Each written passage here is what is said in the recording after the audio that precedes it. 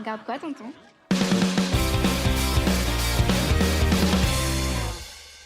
The Penguin, la série phare de HBO Max, avec, dans le rôle titre du pingouin, Colin Farrell qui détenait déjà ce rôle dans The Batman.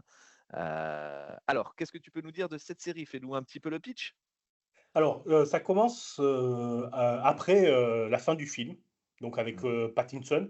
C'est Patrick ou Robert son prénom? J'ai oublié. Robert. Ah donc le film de Robert Pattinson avec, Robert Patrick Pattinson, Pattinson. où il joue Batman. Donc on voit, on c'est la suite quoi. Après, les explosions, provoquées par The Riddler, de excellent film The Batman, on en avait parlé l'année dernière. Ah bref, Mmh. ça prend la suite et on voit comment, le pingouin ou The Penguin va essayer de monter dans l'échelon du crime après l'assassinat de Falcon. C'est ça, exactement. Et alors, qu'est-ce que tu en as pensé de ce début de série, j'ai envie de dire? Parce que bon, c'est juste le début, il y a que 4 premiers épisodes de sortis pour l'instant. Ouais, alors, on a vu, toi et moi, que les 3 premiers épisodes. J'avoue que Exactement. je suis allé dans la série avec, à reculons. Mmh.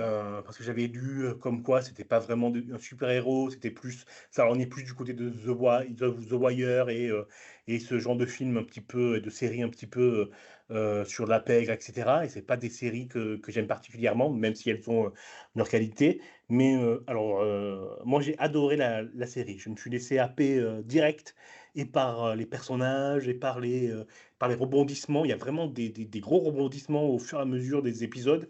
Ils sont vraiment, vraiment, enfin, c'est vraiment une très bonne série. Ouais, bah, écoute, je fais la même conclusion que toi. Alors moi, j'y ai pas été, à reculons. J'avais vraiment envie de voir cette série parce que déjà le personnage, dans le film The Batman m'avait vraiment plu. Je trouvais Colin Farrell très bon, je le trouve encore très bon. Peut-être même, bah, il a eu le temps de travailler son personnage et on lui fait la part belle à travers cette série.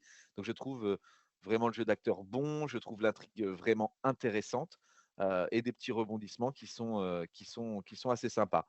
Une info pour toi, le 4e épisode donc qui est sorti dimanche dernier, sur HBO Max, a eu la meilleure note de tous les épisodes de toutes séries confondues.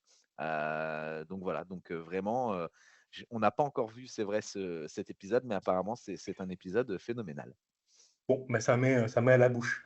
Tout à l'heure, on parlait de The Apprentice, le film Ouais. avec, enfin, sur Donald Trump et son avocat, Roy Cohn. Il y a quand même, moi, je vois un petit parallèle dans The Penguin. Mmh. C'est que j'ai l'impression que le début nous décrit l'ascension dans Loser.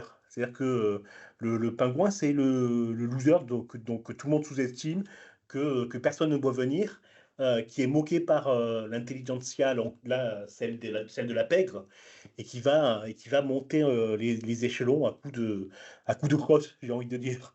Hem, j'y vois autre chose moi quand même, hein, dans la série au-delà de ça. Je vois aussi que c'est un loser, d'accord, mais aussi sur la vie personnelle. C'est-à-dire que, on voit qu'il est très attaché à sa mère. Dans le premier épisode, on le voit s'éprendre, je dis le mot avec une arrière-pensée, hein. On le voit s'éprendre d'un petit jeune, d'un petit black, il le prend, il le menace, puis au final, il le prend sous son aile, et lorsqu'il l'emmène pour, se débarrasser d'un corps, on le voit ignorer des prostituées, femmes, et Mmh. saluer des travestis et des drag Oui. queens. Et moi, j'y vois un indice sur la sexualité du pingouin. Et ça explique aussi pourquoi il tue pas le témoin gênant qui est le jeune black, qu'il va prendre sous son aile au final.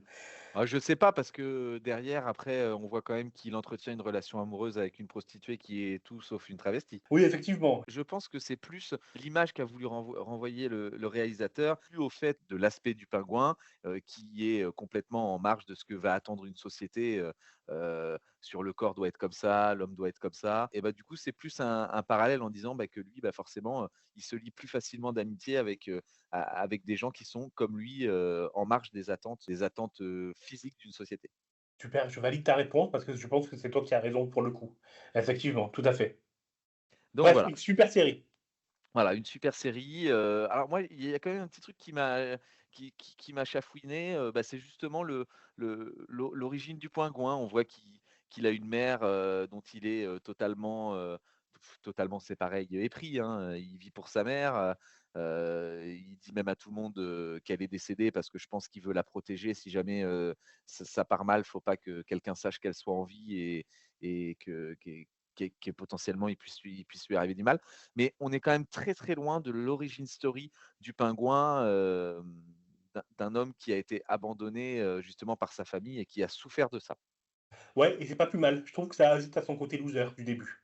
Ouais, ça ajoute au Voilà. côté loser, mais moi ça m'a un peu bon, bah, voilà, ça m'a un peu dérangé parce que je m'attendais à voir, un homme justement loser, mais qui a été depuis le début rejeté par sa famille, alors que là pas du tout, c'est un fils qui a été aimé par sa mère, par ses frères, par tout le monde, quoi.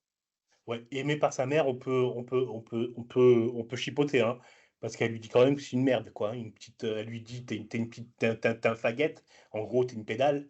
Elle lui dit plusieurs fois, hein, donc on peut nuancer son amour, quoi. Ouais, ouais, on peut nuancer son amour, mais pas au point du rejet, tel que le pingouin l'a vécu. Mais bon, c'est très intéressant, en tout cas, très intéressant, de voir une vision différente, même si, moi j'ai été un petit peu, oh je vais dire, pas déçu, mais un petit peu interloqué par ce choix. Voilà. Ouais, donc au final, ça fait 2 œuvres sur des losers, magnifiques, The Apprentice et The Penguin qu'il faut regarder. Ceci est un extrait de Et alors, toute l'actualité culturelle ou presque.